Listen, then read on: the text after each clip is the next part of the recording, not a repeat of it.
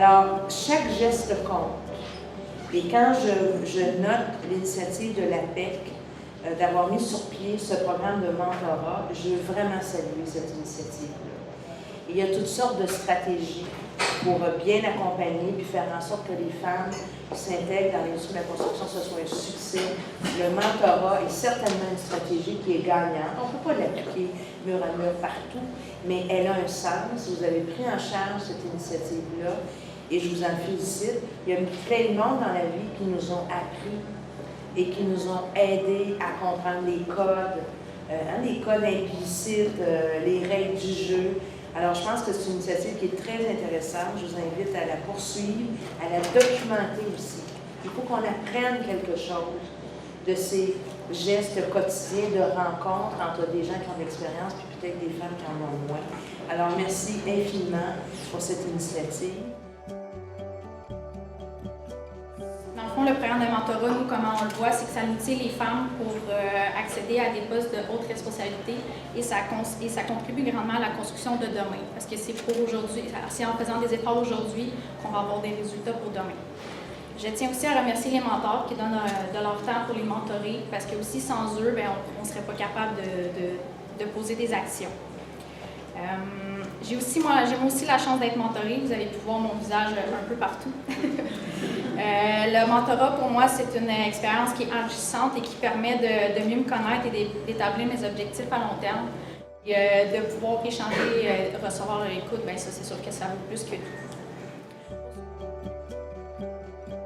L'APEC est sans contredit une association patronale porteuse d'un message d'ouverture et de nouveauté.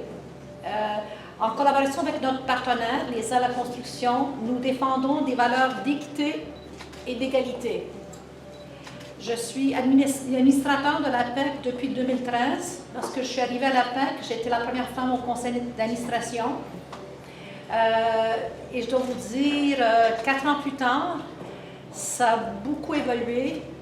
Bientôt au printemps, je vais devenir la première femme présidente en 120 ans. Je suis très fière qu'on ait présentement déjà 5 femmes administrateurs au sein du CA. Et je vise la parité. Le programme, en fait, c'est qu'on a une cohorte de 14 mentorés et 13 mentors.